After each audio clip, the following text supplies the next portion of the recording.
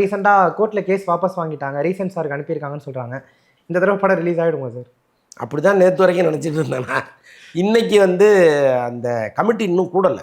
ஆக்சுவலாக இவங்க 5ஆம் தேதியே லெட்டர் கொடுத்துட்டாங்க.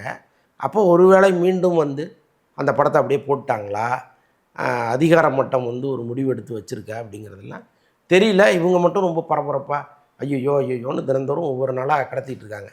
என்ன நடக்க போகுதுன்னு தெரியல. விஜய் சார் ஏன் சார் இந்த படம் சம்மந்தமாக எதுவும் வாய்ஸ் கொடுக்கல, ஒரு அறிக்கை கூட விடலை இப்போ வரைக்கும்?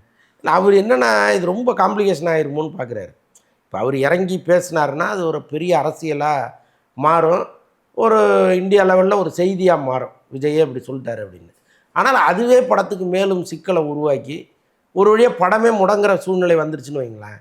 அது தேவையில்லைன்னு அவர் நினைக்கிறார் போல இருக்குது. இன்னொன்று அரசியல்வாதியாக அவர் மாறிட்டார். இன்னமும் ஒரு சினிமாவுக்காக பேசுகிறவர். ஏற்கனவே அது சினிமாக்காரன் கட்சி, கூத்தாடி கட்சி, விசிலடிச்சாங்குஞ்சுகள்னு சொல்லிகிட்டு இருக்காங்க. இப்போ படத்துக்காக அவர் பேசினாருன்னா, நீ திருப்பரங்குன்றம் இஷ்யூ பேசுனியா, 41 பேர் இறந்தாங்களே கண்ணீர் அஞ்சலி செலுத்தினியா, அதெல்லாம் விட்டுட்டு உன் படம்னு ஒன்று மட்டும் பேசுகிற அப்படின்னா அது ஒரு கேள்வி ஒன்று வரும். ஸோ அதனால தான் அவர் ரொம்ப அமைதியாக வேடிக்கை பார்த்துட்ருக்காரு.